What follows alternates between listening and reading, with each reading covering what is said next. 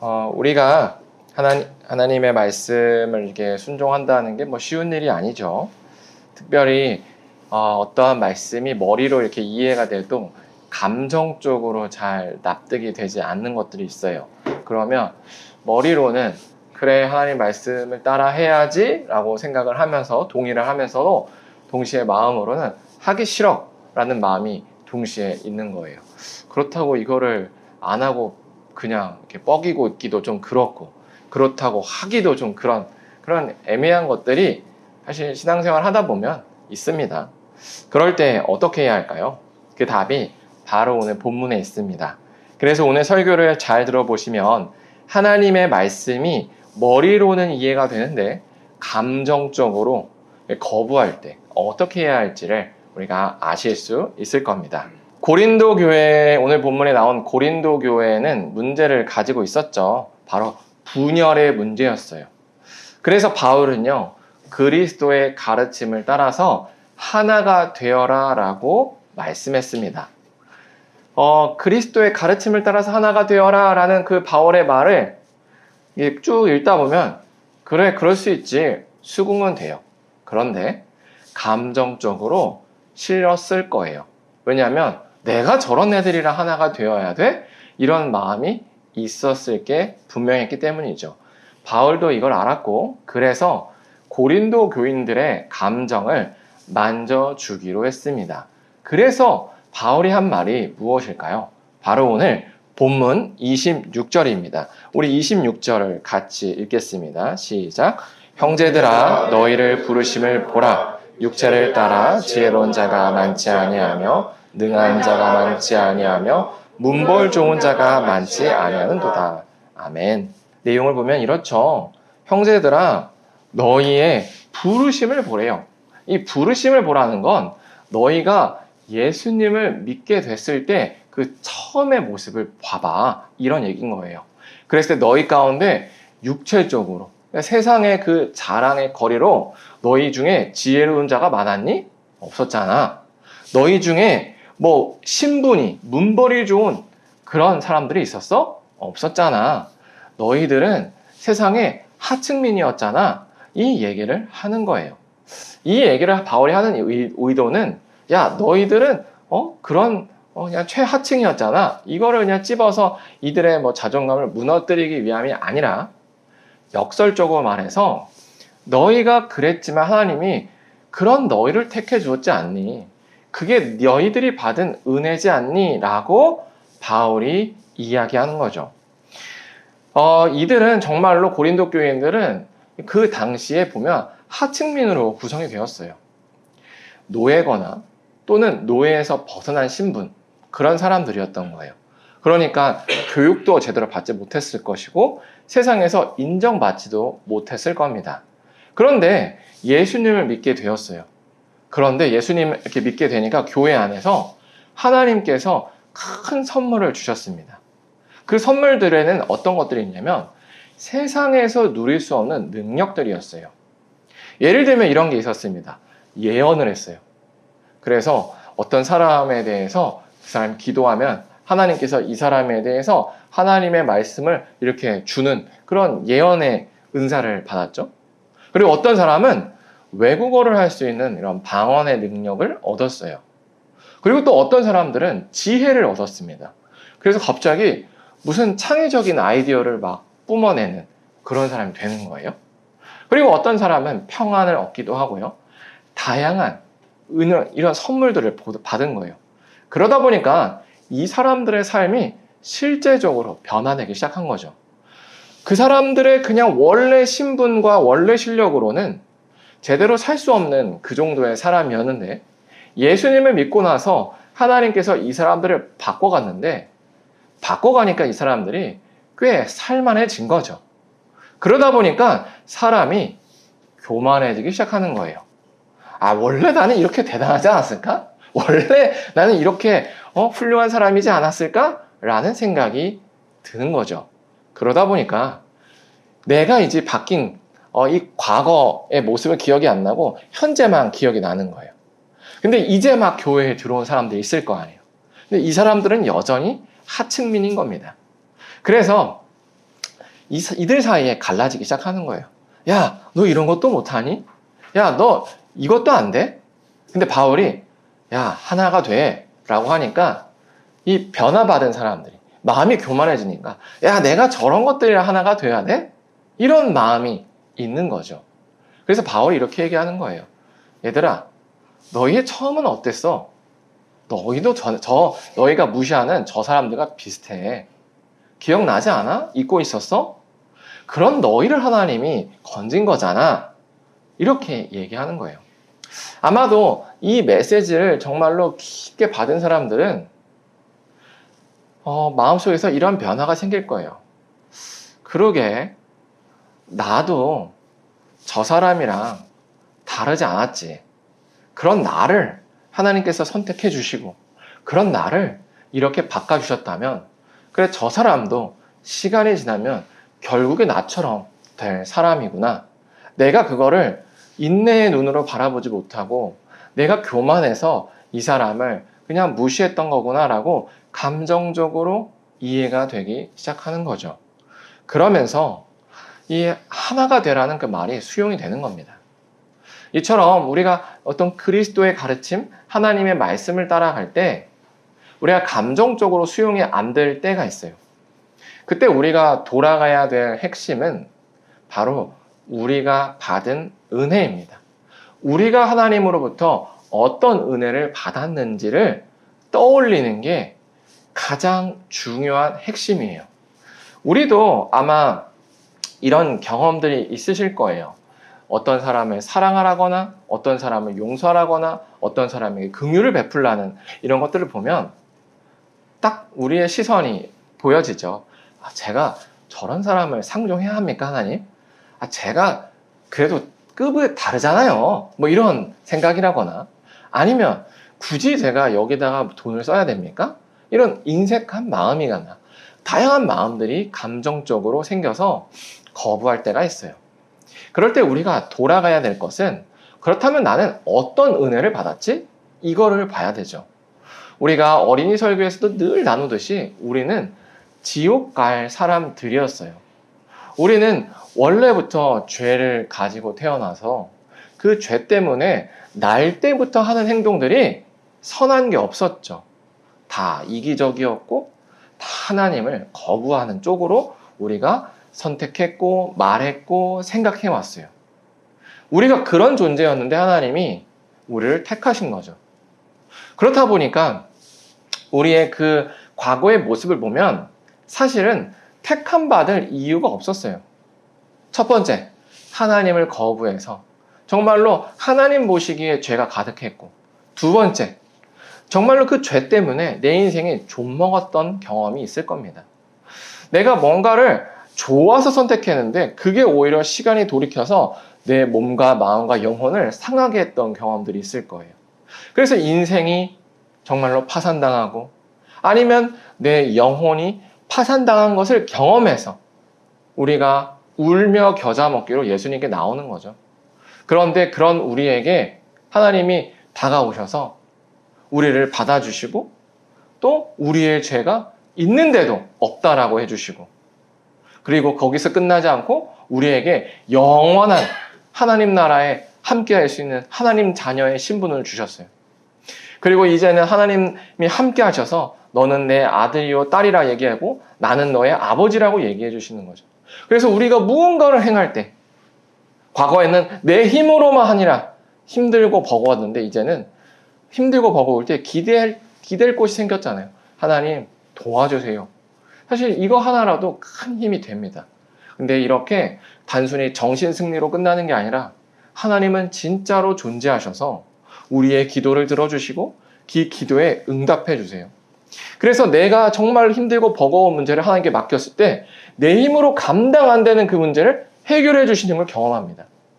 그래서 우리가 하나님을 알고 믿음으로써 정말로 큰 은혜를 누린다라는 거죠. 이게 지금 우리가 누리고 있는 은혜예요. 그런데 우리가 살다 보면 이 은혜를 다 까먹고요. 내가 원래부터 잘해서 평안을 누리는 줄 알아요. 그리고 그렇지 못한 사람을 보면 얘가 못나서 평안을 못 누리고 있다라고 생각을 합니다. 그러다 보니까 그 사람과 뭔가 관계를 개선한다고 할 때 내가 굳이 먼저 손 내밀어야 돼? 내가 굳이 뭔가 이렇게 여기다가 돈을 써야 돼? 이렇게 된다라는 거죠.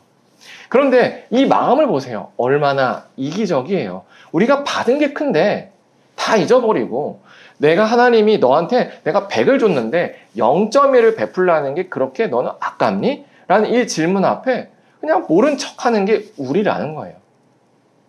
하나님은 이걸 아는데도 우리를 위해서 자기의 친아들인 예수를 죽이셨다라는 거예요. 이게 우리가 받은 하나님의 큰 사랑이에요. 그렇다면 아 그렇구나. 내가 이렇게 강팍한데도 하나님이 나를 살리셨다면 내가 이 사람을 기다려주지 않는 게 얼마나 악한가. 이 사람도 내가 기다려주고 뭔가 도와주면 시간이 지나면 나처럼 회복될 수 있지 않을까? 그래서 하나님이 원수를 위해서 나를 박해하는 사람을 위해서 기도하라는 거구나. 이렇게 생각이 바뀌어가는 거죠. 그래서 우리가 하나님의 말씀이 마음속으로 거부될 때 늘 돌아가야 될 곳은 내가 얼마나 잘났어가 아니라 내가 얼마나 하나님께 큰 은혜를 받았는가요. 예수님이 나라는 존재를 위해서 이렇게 큰 은혜를 주셨는가를 떠올릴 때 바로 우리가 그게 인정이 되는 거죠. 그래서 이 바울도요, 고린도 교회에게 너희가 받은 은혜가 구체적으로 무엇인지를 소개해 줬습니다. 그 내용이 27절부터 29절까지인데요. 우리 같이 읽겠습니다. 그러나 하나님께서 세상에 미련한 것들을 택하사 지혜 있는 자들을 부끄럽게 하려 하시고 세상에 약한 것들을 택하사 강한 것들을 부끄럽게 하려 하시며 하나님께서 세상에 선한 것들과 멸시받는 것들과 없는 것들을 택하사 있는 것들을 해하려 하시나니 이는 아무 육체도 하나님 앞에서 자랑하시되 닦게 하려 하십니다. 아멘. 여기서 보면 제가 색칠을 구분했죠. 노란색과 초록색이 있어요. 노란색과 초록색을 의도적으로 바울이 대조적으로 썼어요. 노란색은 나쁜 쪽입니다. 세상에 미련한 것, 세상에 약한 것, 하나님께서 세상에 천한 것, 멸시받는 것, 없는 것들. 이게 다 나쁜 쪽이에요. 하지만 그 반대, 초록색에 있는 건 지혜 있는 자, 강한 자, 부한 자. 있는 것이라는 게 부한 자라는 거죠.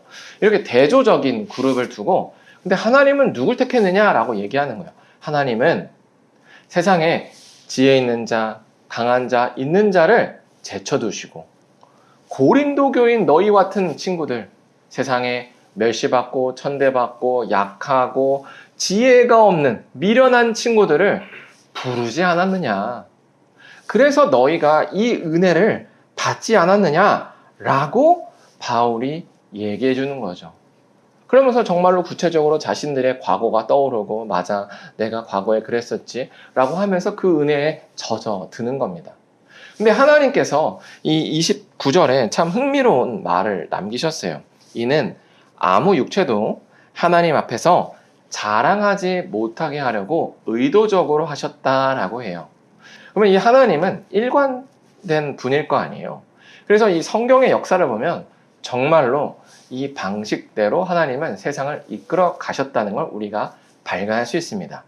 먼저 우리가 이스라엘 사람들이라고 하는 그 이스라엘 사람들이 민족을 형성하는 시기가 언제였냐면 애굽에 있을 때였어요. 야곱의 자손들이 애굽에서 종살이 할 때였습니다. 노예였어요. 근데 그 하나님께서는 그 노예를 택해서 그 당시 세계 최강대국인 애굽, 이집트를 부끄럽게 하셨죠. 그래서 모세라는 사람을 세우셔서 그 10가지 재앙을 바로 앞에서 행하게 하셔서 그 애굽이 정말로 힘없는 이스라엘 앞에 처참히 무너져 내려가는 걸 보게 하십니다. 또 이거와 같이 키가 작은 다윗을 택해서 목동인 다윗을 택해서 골리앗이라는 정말 거구인 이 장수를 이기게 하시고 또 신분이 좋은 사울 왕을 넘어가게 하시게 하신다는 거죠. 이것처럼 하나님은 의도적으로 하나님의 능력을 이렇게 높이 보이시려고 연약한 자를 택하세요. 맞죠?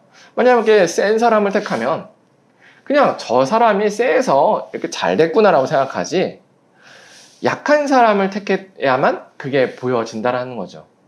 그래서 약한 사람은 하나님은 의도적으로 세우셔서 누구도 이 사람의 스펙을 볼 때, 아, 얜 가망이 없다 할 만한 사람을 탁 들어 쓰시는 거예요.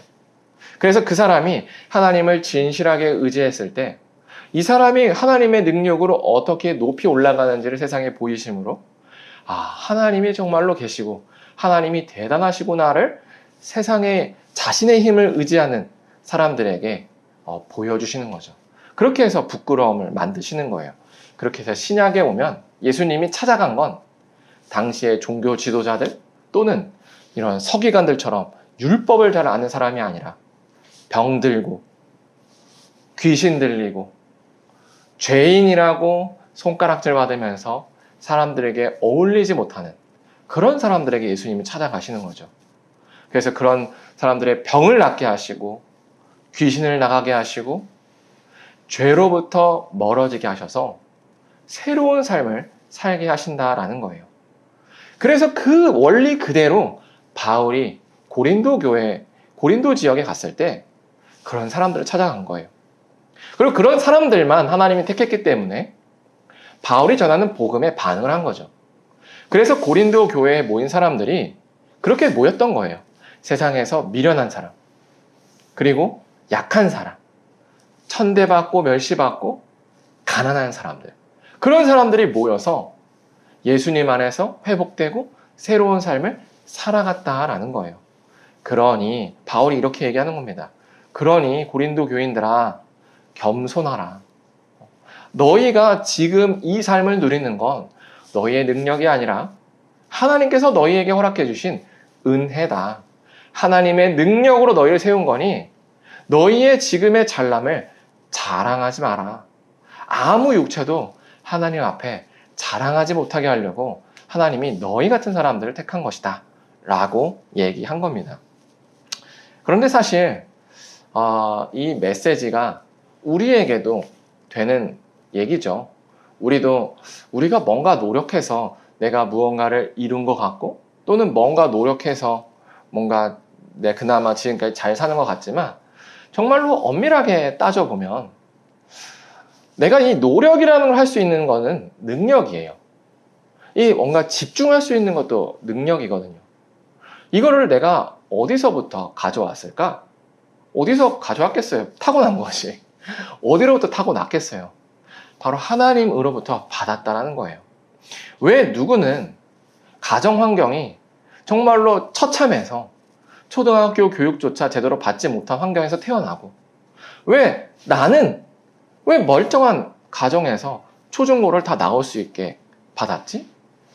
또 누구는 신체적, 정신적 장애를 가져서 정말 기초적인 것도 못 따라오는데 왜 나는 이 모든 걸 다 받았지? 왜 누구는 저 아프리카 같은 데서 태어날 때부터 에이즈를 이제 어머님으로부터 이렇게 물려받아가지고 인생이 처참하게 꺼져가는데 왜 나는 건강하지? 이 질문 앞에 우리가 정직하다면 사실은 내 실력이요 라고 할 수는 없을 거예요. 다 은혜였구나. 다 내가 받은 거구나. 그렇다면 자연스럽게 무슨 마음이 드냐면 받지 못한 사람에 대한 미안함이 있어야 돼요. 미안하다. 나는 받아서 누리는데 저 사람은 못 받아서 못 누리는구나. 그렇다면 저 사람의 몫을 내가 채워줘야 되는구나. 그게 정말로 이 복음 앞에 선 사람들의 바른 모습이지 않을까 생각합니다. 그래서 야, 지하철에 노숙을 해? 야, 너 일을 해봐. 이렇게 우리가 보통 쉽게 얘기하잖아요.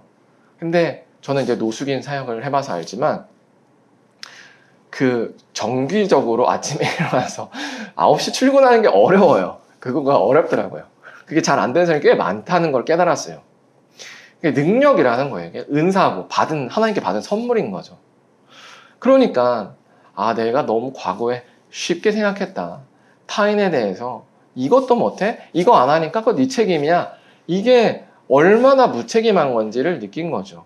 이건 마치 하반신 마비인 사람이 휠체어를 타고 있는데 계단 앞에서 야 계단도 뭘 또 올라가? 하면서 이제 비아냥거리는 거와 똑같은 거라는 걸 느낀 겁니다. 그런 사람이 있을 땐 도와야죠. 그와 똑같이 우리가 타인을 바라볼 때 그래야 될 것 같아요. 내가 조금 가졌다는 건 내가 열심히 노력해서 하기보다는 그런 노력조차 받은 거고 그런 걸 할 수 있는 환경조차 받은 거니 그렇지 못한 사람에게 내가 빚을 진 거다. 그래서 내가 그 사람의 몫을 떼줘야 되는 거구나. 이게 우리 교회가 해야 될 역할이고 우리가 정말로 하나님께 은혜 받은 사람으로서 당연히 반응해야 될 모습이라는 걸 기억했으면 좋겠습니다. 그래서 겸손해야 되는 거죠. 진정한 겸손은 단순히 아이고 저는 제가 하는 게 아닙니다라고 이렇게 겸양을 떠는 말이 아니에요. 진정한 겸손은 정말 여기 내면에서부터 내 능력은 어디서 왔지? 나의 환경은 내 실력인가? 이거를 정확하게 인지하는 게 겸손의 시작이에요. 아니구나. 하나님이 주셨구나. 아 그렇구나. 내가 자랑할 수 있는 게 없구나. 다 하나님께 받은 거구나. 그렇다면 나보다 못한 저 사람은 못 받아서 그런 거구나. 저 사람도 나처럼 똑같은 환경, 똑같은 이런 삶을 살았다면 더 잘할 수 있지 않았을까? 이렇게 보는 게 진정한 겸손이죠. 그래야 진정으로 내 마음으로 그 사람을 공감해주고 긍휼한 마음으로 품어줄 수 있고 기도해줄 수 있는 거예요. 근데 그게 안 되면 기도할게 라고 하면서 어휴 저 새끼는 이게 된다는 거예요. 이게 우리의 보통의 모습이라는 거예요. 그래서 우리가 진짜 교회가 하나가 되려면 어떻게 해야 되느냐. 내가 어떻게 지금처럼 살지? 이거를 바로 직시하는 겁니다. 모든 게 하나님으로부터 왔다라는 거예요. 그래서 바울이 30절, 31절을 얘기했어요. 우리 30절, 31절을 같이 읽겠습니다. 시작. 너희는 하나님으로부터 나서 그리스도 예수 안에 있고 예수는 하나님으로부터 나와서 우리에게 지혜와 의로움과 거룩함과 구원함이 되셨으니 기록된 바 자랑하는 자는 주 안에서 자랑함과 같게 하려 함이라. 아멘.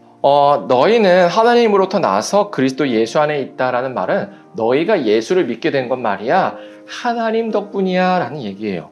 그리고 예수는 하나님으로부터 나와서 우리에게 지혜와 의로움과 거룩함과 구원함이 되셨다는 말은 뭐냐면 우리가 지혜롭다는 것, 우리가 의롭다는 것, 우리가 뭔가 거룩한 모습, 뭔가 구원에 관련된 거를 한다라는 건 다 예수님 덕분이다라는 거죠. 너희가 뭔가 지혜를 얻었어? 선행을 했어? 그거 다 누구 따라한 거야? 예수를 따라한 거야 라는 거예요. 우리가 누군가에 대해서 가난한 자, 나보다 연약한 자를 긍휼한다? 또는 그 사람을 정말로 진심으로 공감해서 아파한다? 이거는 우리의 본성이 아니에요. 이거는 예수님의 모습을 보고 우리가 그냥 쫓아 따라하는 겁니다. 그렇기 때문에 우리에게 뭔가 지혜롭다, 의롭다, 거룩하다 또는 구원에 관련된 무언가 있다면 그것은 다 누구의 공로다? 예수님의 공로다라고 바울이 얘기하는 거죠. 그래서 누구든지 자랑하려거든 주 안에서 자랑하라는 거예요. 주 안에서 자랑하라는 건 바로 이거예요. 딱 이제 까놓고 야 결과에 대해서 공로를 따져보자. 네 실력, 예수님의 도움 뭐가 크니? 이걸 물어보는 거예요. 주 안에서 그거 제대로 한번 평가해봐. 네가 한 거, 하나님으로부터 받은 거 뭐가 더 커? 당연히 하나님으로부터 받은 게 크다라는 걸 아는 거죠. 그러면 결론이 뭐겠어요? 자랑할 수 있는 게 뭐죠? 없다라는 거예요. 우리 안에 자랑할 수 있는 게 없어요. 우리가 자랑할 수 있는 건 딱 하나입니다. 바로 하나님의 은혜예요. 나같이 부족한 자를 하나님이 이렇게 세우셨어요. 이거를 자랑하는 것 외에는 우리가 할 수 있는 게 없다라는 거죠. 그래서 바울이 이 얘기를 함으로써 이렇게 얘기하는 거예요. 그렇지 고린도 교인 성도들아, 우리가 이런 존재야. 그런데 누가 누구를 무시하고 누가 잘났다고 서로를 높이냐. 서로를 높이면 하나가 되지 않는다. 우리가 어떤 존재인지를 깨달아. 이게 바로 바울이 오늘 본문을 통해서 고린도 교인에게 얘기하는 말이죠. 사실은 우리에게도 하는 말일 거예요. 우리도 교회로서 모이고 이제 수원을 가서 또 수원의 인근에 있는 가난하고 소외된 사람들을 섬길 겁니다. 그러다 보면 우리 마음 가운데 다양한 생각들이 있을 거예요. 왜냐하면 우리가 살아온 배경이 다 다르기 때문이죠. 왜 저 사람들을 도와야 됩니까? 왜 저렇게까지 해야 됩니까? 또는 왜 이렇게 품어야 되고 왜 우리 돈을 저렇게 써야 됩니까? 다양한 생각들이 있을 거예요. 근데 그런 생각들이 들 때 우리가 마음 깊이 돌아가 봐야 될 건, 그럼 우리는 정말 그렇게 잘났어? 정말로 우리 힘으로 다 여기까지 왔어? 이거를 직면해야죠. 그러면 우리가 주 안에서 자랑할 수 있다는 게 없다라는 걸 알 수 있어요. 나 역시도 은혜였구나. 내가 이렇게 은혜를 받았다는 건 하나님의 은혜를 덜 받은 사람들에게 빚을 진 거구나. 그렇다면 내가 그거를 하나님을 대신해서 내가 해야 될 몫이 있구나. 그게 바로 이제 우리가 교회로서 모여가지고 해야 될, 감당해야 될 사명인 것 같습니다. 그래야 우리 교회가 교회되어질 것 같아요. 정말 교회다워지고, 이 교회는 진짜 교회구나. 정말로 세상에서 사람들이 많이 모였다고 와, 큰 교회다가 아니라 정말로 예수님의 향기가 있구나. 정말로 예수님을 따라 살려고 하는 사람들이 있구나. 그런 교회가 될 것이라고 생각합니다. 그래서 우리가 이 시간에 찬양하고 기도할 때 이렇게 기도했으면 좋겠습니다. 우리가 당연하게 여겼던 것조차 하나님께 받은 은혜라는 걸 깨달아서 타인을 바라볼 때 진정으로 겸손한 시각으로 바라볼 수 있게 해달라고 기도했으면 좋겠습니다.